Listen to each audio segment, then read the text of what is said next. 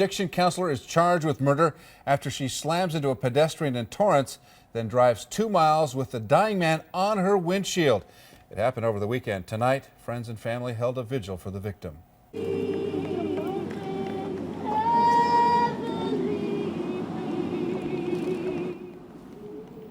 More than 100 people gathered tonight at the spot where 31-year-old Phillip Moreno was hit on Saturday night.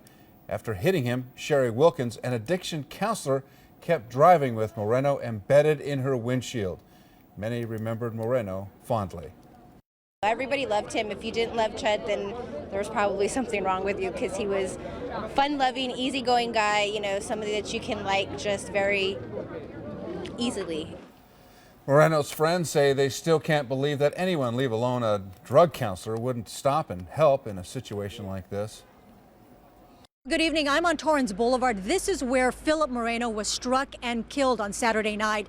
There are no crosswalks. It was very dark at night. Now, the woman who is accused of striking him and then dragging him for 2 miles, she was in court today to face the charges against her. This is the substance abuse counselor accused of driving drunk on Saturday night, slamming into Phillip Moreno, then driving with him stuck on the windshield for 2 miles. 51-year-old Sherri Wilkins is facing charges of felony drunk driving, manslaughter, and hit and run. We want to get to the bottom of all of this and find out how this came to happen. The victim's family and their lawyer were there for the court hearing. They have a lot of questions. Where was she prior to this? Who was she drinking with? And figure out if anyone has some more information. Police say there is plenty of evidence to prove Wilkins struck Moreno as he walked across Torrance Boulevard. Investigators say she kept driving for 2 miles with Moreno on the windshield.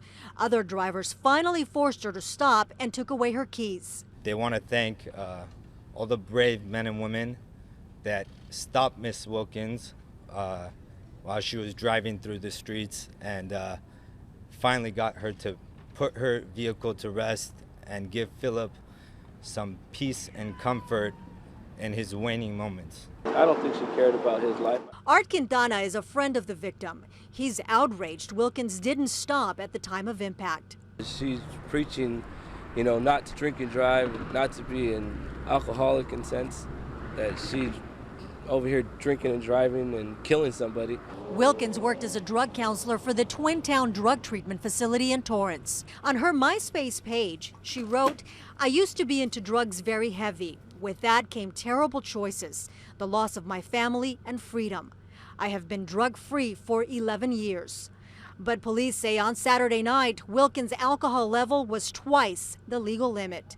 When paramedics arrived at the scene, Moreno was still alive. He died at the hospital. She wasted so much time. My friend would have been alive still. You know, all she had to do was pull over. There's a fire department 2 minutes away from here. This isn't the first time Wilkins is in trouble with the law. In 2010, she had a prior hit and run, but the charges were dropped. She has 2 prior burglary convictions, and if she is convicted of all the charges against her, she could face life in prison. That is the latest. Reporting from Torrance, I'm Gina Silva, Fox 11 News. And Gina also tells us that the arraignment for Sherri Wilkins was postponed until December 18th.